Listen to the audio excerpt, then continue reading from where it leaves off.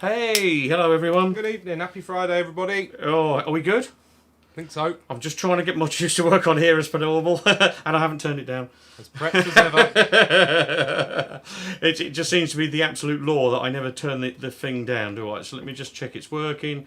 We are working with it. It's not turned down. Yeah.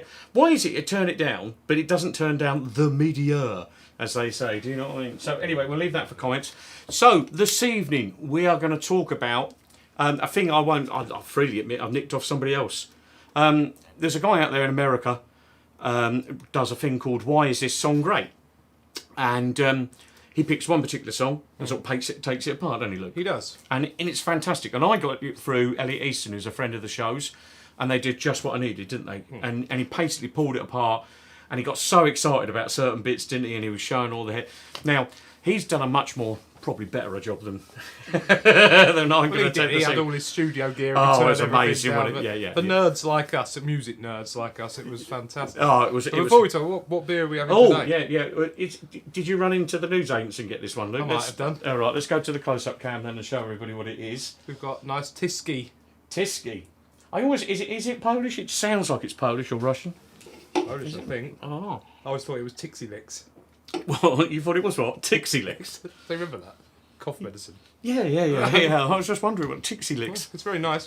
It sounds like some American hosts from the 70s. And then, as ever, obviously, feel free to. That's all right, actually. Feel free to comment. Well, if you agree, disagree with what we say about the songs, or comment some of your favourite songs. Maybe we'll consider them for a future one. I think we were talking about might do this with more songs. Yeah. I mean, the guy's done this. The one where we nicked it from. I mean, he's done like a couple of hundred. Yeah. In fact, it'd be quite interesting one week for us to do what somebody suggests as a song, and if we've never heard it, and we sit and listen to it. We'll actually go away, listen to it, and then review it and pick it apart. Now that would be interesting. Yeah, that might be quite good fun. Yeah, we're up for that. So let us know what you think. Yeah. So as per normal, comment on the thing below. We've already got some people: Julie Blaze, Tim, Andrew Money, Peter Cole and Jason Brummel. Much love to Andrew Money. Him and his wife have both got COVID and they're strictly stuck at home. Much love to him and hope him and his wife get better. There's a few people we know now starting to catch it. A good friend of Modshoes, Andrew Massey, your mum's friend from Modshoes. He's had it and got over it. There's a few people. As, fingers crossed, most people seem to. Yes, which is what we all truly believe we want to happen. Anyway, are we starting with mine or starting with yours? I don't mind. If you start with yours. You start with mine. Well, sadly, I don't have it recorded because every time we play something out on this, we get into trouble. And I get a strike. It's one of those, isn't it? So let me take this up to the close-up cam. And tonight, I'm going to talk about why I think this song by Prince Buster is brilliant. It's Madness by Prince Buster. I've had it on this 12-inch. I'll do that so people can see it. I paid £1.50 for it. I think that probably come from Cambridge Resale back in the day, back in the 80s. £1.50 back then. Well, but it's a bargain. Look at it. It's got Madness, 10 Commandments. A lot of people like that. But anyway, it's meant to be about We're talking Madness. Specifically about Madness. So, Madness, the song Madness. Now, why do I love it? I love it because I first heard it, I think, when I was 11 years old. And because, obviously, Madness, pardon me, the band, covered it. Obviously, yeah. And it was on the first album. And I got that for that Christmas. I'm going to lose that one, yeah. And it's great because that whole album is kind of rocking. They must have been fantastic to see at the time. And they end the side with that, and then there's the kind of the sing-song thing that they do. But it's just great. And it reminds me, I suppose, a lot of ska reminds me of rock and roll. And I grew up around my granddad. My granddad used to play a lot of Fats Domino. And Fats Domino was a massive. So from Madness, I got to Prince Buster later on, because obviously they did the song The Prince. But when you're 11, you don't put two and two together. You just think that's what it's called. Yeah. So I've got some notes because I knew I'd forget. Well, you're more prepared than me this week. Oh, yeah, I was 11 years old, mate. So, things I like about it. I really love the middle eight where it goes, well, forget the ministers. And what I love about that particular part is you can hear the band are playing and they obviously need someone to say, now. Now, me and you have been in bands, and quite often, here's a little thing for you. if you see a band on stage and they're kind of looking at the audience like that, and then you start to see this happen. Yeah, they don't know where they are. Well, they might know where they are, but they reckon somebody doesn't. Yeah. Usually the drummer. And it's all, especially the never. Is he watching yet? And anyway, so what tends to happen? You kind of get this sort of look. You get your eyes going like that, and that tells you someone in the band's lost. And what I love about this song, Madness, is the bloke is obviously playing the piano. He goes da da da da da da da da, which means we're going into the middle eight. Yeah. Well, the problem, like, you know, having played that song in a band, not with the Madness version. Yeah. But when songs are very much like that 3-chord trick most of the way through, it's very easy to sort of like just be playing the 3-chord trick, and then all of a sudden, there's a middle eight, which I've got to play something different. Yeah, I've got to go somewhere else. I mean, I remember times when we were playing with the replicas and we were trying to get to the end of The Prince when we was doing that, and it's got the da da da da da da da da bit at the end, and Les could not get it, could he? Yeah, we ended up going round and round and round like 6 times. So six times trying to get that right. But they're just things you learn in band. So I love that. I love the rolling bass line. I love the fact... I mean, it's very rock and roll, rock and roll kind of sounding, isn't it? But it was one of his early ones. So it's 63, it's before Al Capone. And a lot of that ska, I kind of get the impression, it's, without putting too fine a point, they were running sound systems in Jamaica, and it was obviously probably one of those things where they need a new song every week. Yeah. So it's Friday night, what song they're going to play for the first time tonight? And Prince Buster's done thousands of songs, so how on earth this one got to the top, I don't know. But, I've got a good dozen by him, you know. What else? For me, I love the sound of Prince Buster. What's different about him, it sounds like the band are playing over there and he's got his own microphone over here. Do you understand? Did he just sing? He didn't play an instrument as well? No. He does that stuff. Which is an instrument kind of its own, isn't it? Yes, in that music. Yeah. But that's very close mic'd as well, so that kind of gives the sound. I don't know what other people think, but when you hear Madness doing One Step Beyond and you hear that, I mean, to my 11-year-old ears, I was like, "What the hell is this?" And there's just a bloke on stage going, which is that stuck, didn't it, as well? That because if he, I don't know if he was the first or he pioneered it, maybe Prince Buster, but it stuck with even onto third wave ska, like bands like Real Big Fish and Goldfinger and those much later bands all still do that. Yes, yeah. So he certainly... but yeah, I hadn't thought about that. He really did... If he pioneered it, he probably wasn't the first to do it. There's probably loads of acts around at the time, weren't there? Like that, only some of them got famous. Like with any genre, so he was able to pioneer it. So I suppose very much a template. I mean, his style is different to the other guys, so because there's different record labels. So if you kind of get into it, like the Scatlights have a different sound to say Prince Buster because they're recorded in different places, and they just do. One thing I do love about them though is there's two things. One, you can tell they're recorded in the sun, where it's warm. It just oozes out. Well, lots of that music has that vibe, doesn't it? Which is why we like putting it on at barbecues in the summer. It must be that, mustn't it? Yeah, it just oozes. I don't know how. I mean, it's in the way that, say, the Smiths don't. The Smiths have a very English sound, don't they? They're very deliberately morose kind of sound, isn't it? Oh, I hope your mum's not watching. She's going to... But all Smiths fans know that it's sombre. Go on, this should be interesting. They do, don't they? It's sombre music. It's sombre lyrics, sombre sounding music. It suits the lyrics that are with it. I'm not saying that's a bad thing, but that production suits. Are you saying that's a bad thing? Yeah. What is it that you normally say if we put the Smiths on at home? I love Johnny Marr's guitar playing. That's such a Prime Minister answer. But can't stand Morrissey's voice. But as I've gotten older, it has sort of grown on me a little bit. Yeah. So, I know. I must admit, if it goes on, if we have a party at our house and we're playing tunes, not party music, is it? No, come on, ask me. We're digressing here. Anyway, what else do I like about it? Morrissey. And the other thing is it sounds definitely like it's not recorded on a Saturday morning. It sounds like it's recorded on a beery night later on in the thing. In the session? I wonder if it actually was. Like, it sounds like it is, or do we just associate 'cause it's just got... What's a good point? Because we've like been on nights out displaying, you've had a few pints, and it's that kind of song, isn't it? Yes. Like Enjoy Yourself is as well. Yes, it's very true. It's got that kind of chanty, beery vibe. so anybody who's just joining us now, because people do tend to join sort of halfway through, we're talking about Madness by Prince Buster, and we're talking about the idea that it's a kind of a jovial record. Yes, it's definitely a jovial record, isn't it? Yeah, I mean, is it a serious record? No. It isn't even called Madness. You know, what else can you say about it? It's supposed to be fun. And it works. The production's fun, the lyrics are fun, the song is fun. Yes.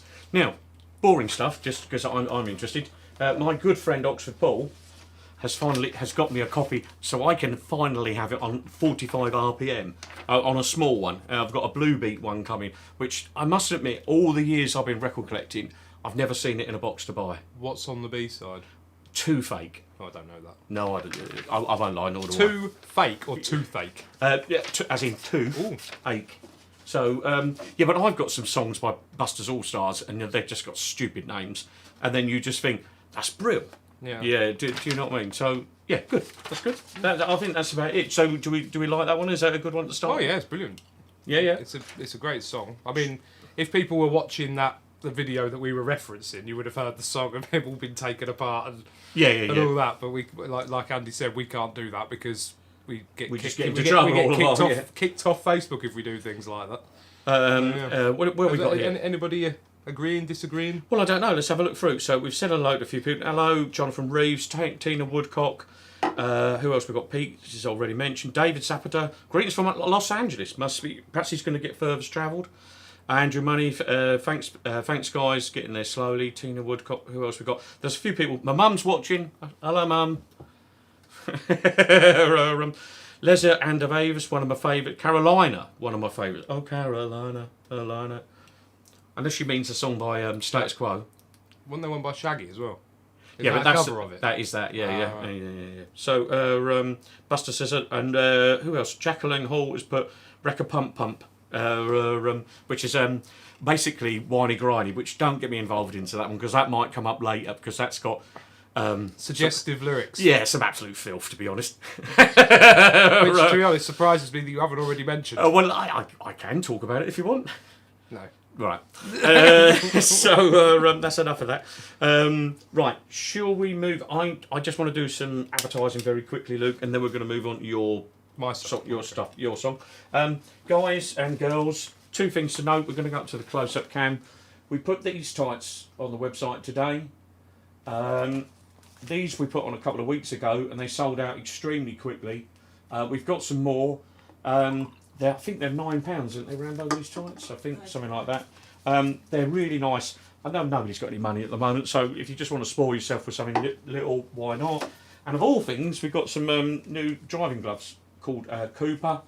Lovely. We sold lots of these for if you want, but we just got these ones in because they made them especially for us, and I think they've got a lovely sort of 60s look. If you've got an old vintage car, I think these will make a great present for Valentine's. That's they're in the commercial break. Like that.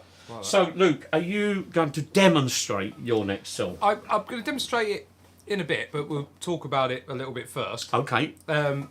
So, not totally the opposite end of the spectrum, I don't suppose, but I'm going to go with a punk track. I'm going to go with Alternative Ulster by Stiff Little Fingers. Great song. It is a great song. And for lots of reasons, but mainly because of the fact that they are my favourite band. Yep. And not Meatloaf then, as was contested on my Facebook wall. He's not a band.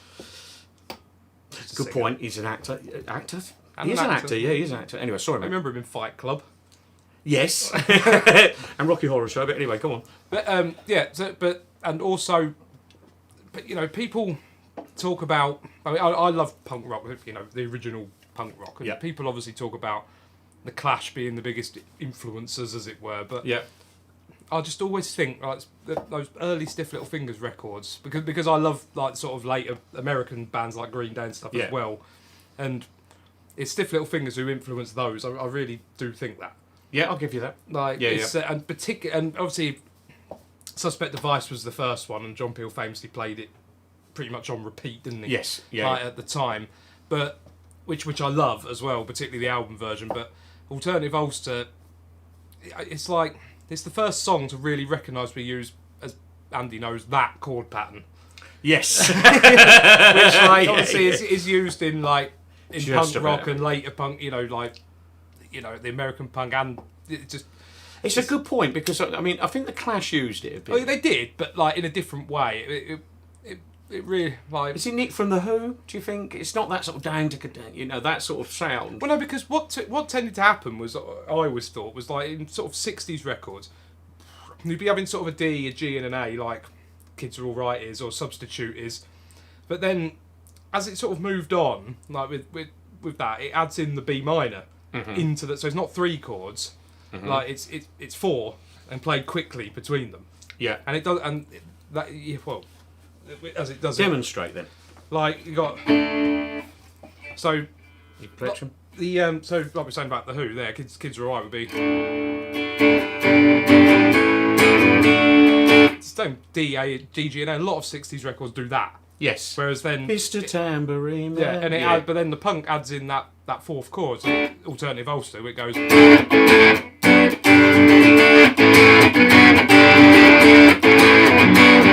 As in the 4th one, and then that has kind of been used the template for like any punk rock record ever since. Well, arguably, it's a lot of Green Day, and but that's or if they want to do it in a minor key, they sort of reverse it and just go.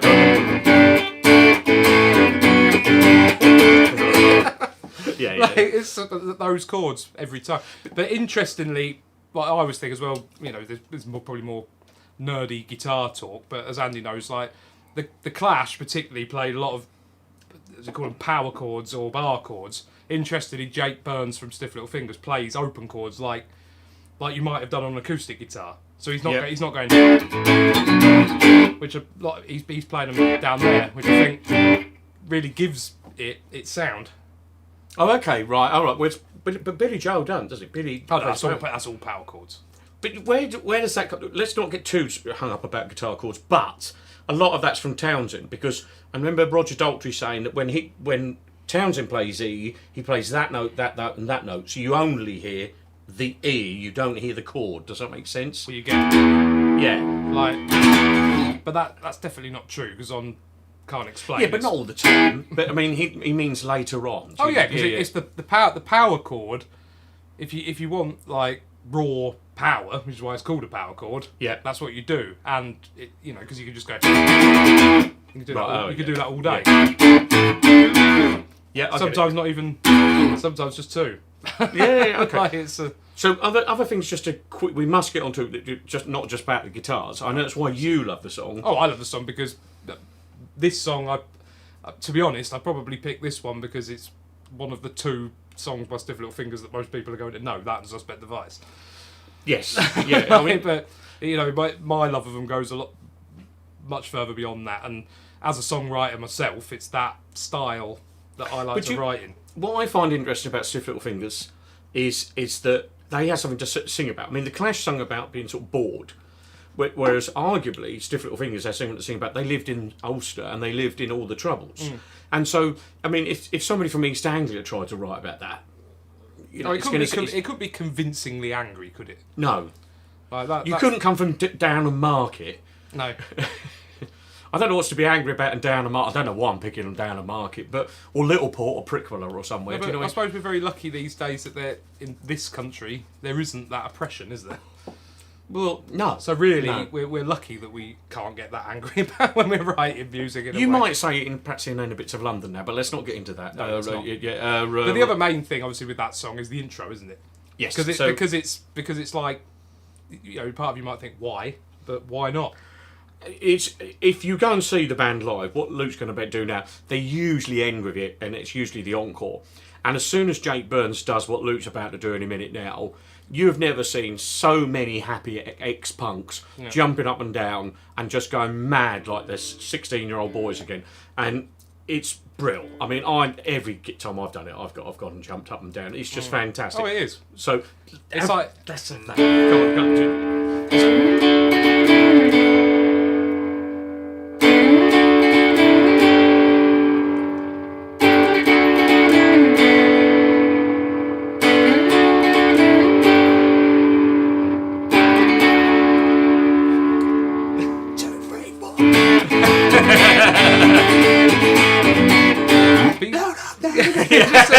You think, like, at the time when they were writing it, I wondered if they actually, because I've read like there's a song by song book with Stiff Little Fingers, which Jake Burns has interviewed about every single song. I've got that book. Yeah, and like.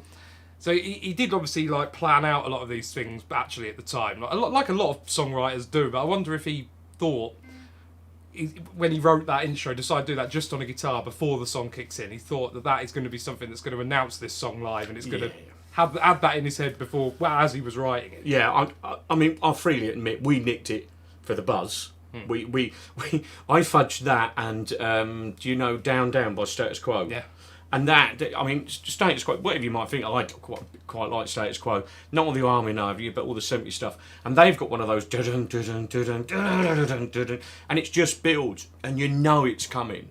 And as, I think before, where dance music worked in that way, it's the build, what they call the build, and the build for that, they were two songs. There wasn't many others that had that build, perhaps, do you understand? It's that kind of, and now we know it's going to start, 2, 3, 4, and you're off. Yeah. Because that song literally just goes for it the entire way through, doesn't it? So probably that having that intro breaks the other bit. Yeah. Because the song's only about 2.5 minutes long anyway, so if it didn't have that intro it's probably a classic case of how can we make this a little bit longer?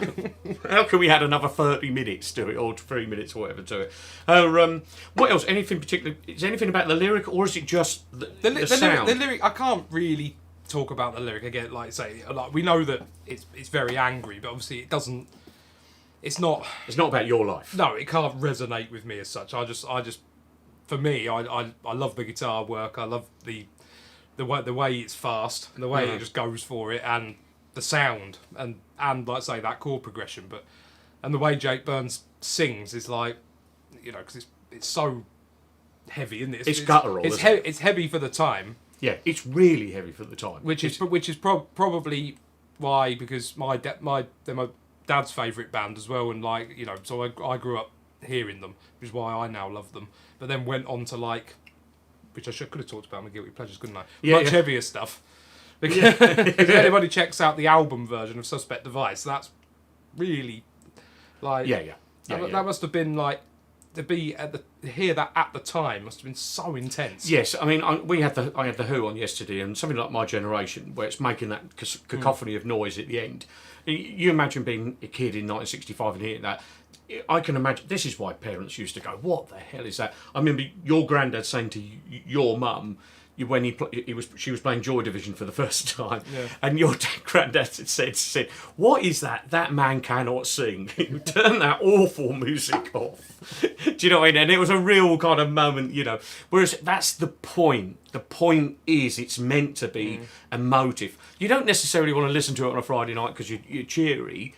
But on a Friday night when you've had a beer and you've been out with your mates and the Stiff Little Fingers are playing, I can't think. There's some great songs. I've seen them live, I think, 13 times. Have you? And they and we supported them, didn't we? Once. Yeah, we did.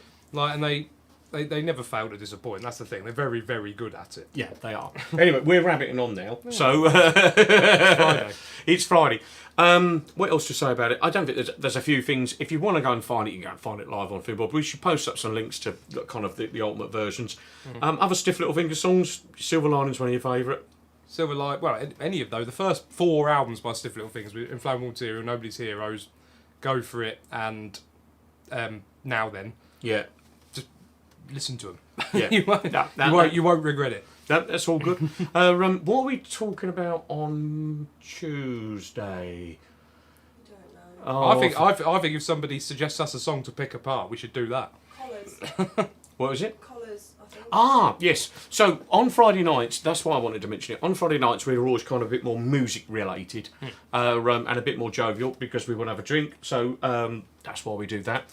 On Tuesday night, we're going to talk about collars on shirts. Now, neither of us are wearing a shirt. Not dog collars. Yeah, not dog collars, right. No, or Vickers collars. Oh, no, imagine trying to make a whole 20-minute broadcast out of that. What, on dog collars? No, on Vickers collars. On the Vickers dog collars. No, that ain't going to happen, is it? I want to get struck off and be sent to hell. But anyway, we're talking about the shirt behind, which is up behind Luke. We're going to talk about collars. I've got some very opinionated views on it. Whereas I think Luke less so. So it'd be interesting for Luke to think about. So if you'd want to know more about that, tune in on Tuesday. Yeah. We do need to do some shout outs. Yes, so please. yeah, let's blimey, here we go. Right. We have got Buster, Jacqueline, Trevor, Tim, Jacqueline Hall. The whole album is filth. Oh yes, she's on about she's on about Prince Buster, Wreck Pum Pum. The whole album. Yeah, it's. I'm not getting into that. Jason Brummel and them are having a long old conversation with that. Wayne Carroll says Tom DeLonge from Blink-182 has often mentioned his interviews that SLF were one of his influences. Yeah. Well, what was the film? Sorry, High Fidelity, wasn't it? Yes. Where at the start of it, when they're talking about the bloke comes into the record shop and wants something by Green Day, and he tries to sell him a Stiff Little Fingers record. Yes, he does. Jack Black, isn't it? Yeah. That's a brilliant scene, that is. I don't know if this is true, but something that some of the audience might not know. There's a song by Purple Heart called Gun of Life. Yeah. And arguably, it's got a riff on it. And some people, I don't know if it's a lie that somebody like Terry Rawlings has made up, but somebody said that Green Day ripped that off and they had to pay Purple Hearts a load of money for using the riff. Well, whether it's true or not is another matter. But it wouldn't surprise me because he just listens to an awful lot of music. Yeah, Billy he does. Joe from Green Day. Stiff It Down, Tim Wilson, King of the Kings, Jason, Fort Jimmy Cliff. Guys, where's the lovely Gemma? What? We've sacked her. Yeah, right. Gemma, obviously, me and Luke live in the same house. Gemma doesn't live in the same house. So we have a situation where COVID rules. COVID rules. We can be online together because we live in the same house. We're not legally allowed to get other people here. We have talked about trying to perhaps beam her in one time via a Zoom or something like that. Yeah. But the problem is, setting all that stuff up when we're only. I know we've talked for half an hour now. When we're only supposed to talk for. It's only supposed to be a 10-minute thing. It's Oh, so just changing the subject. So Philip Stratton's put Swaffham. That's like, why would you be angry if you're from Swaffham? True. Yeah.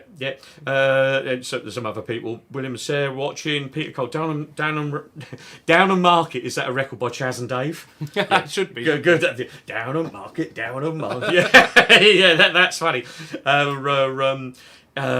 Luke Paul Oxford Paul says what a great band SLF are. I think his band supported them back in the day, which is another story. Cool. Where else have we got to? Ted Taylor, Jason Brummel, a few other people. I've said a few names. They're all watching. So hello, people. We'll all see you Tuesday.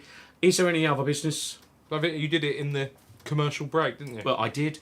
Only to say thank you to everybody for watching. Thank you to everybody who commented. Yes, was one last thing. Oh. If you've enjoyed the show, we really need some testimonials or somebody sort of saying how much they love the show. Yeah. So when we're advertising it and we're trying to get more people to watch it, it'd be really lovely if you just wrote something like "Great show," I don't miss it, or "I love it," or. Well, also, in that sort of 2 minutes that we have before the show actually starts, because people can share it, can't they? Yes. So if people just hit the share button as they're watching it, it gets more people watching, doesn't it? Yes. So it'd be really helpful. We don't have to, but all right. Well, we'd like that. I think we're good on that. I can't think of anything else. I think we're done. We're here Tuesday talking about collars.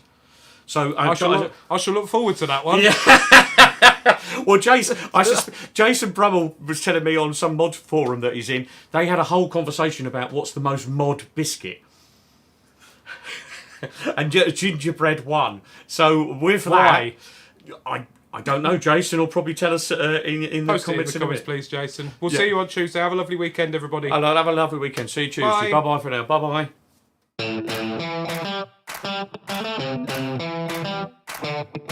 bye.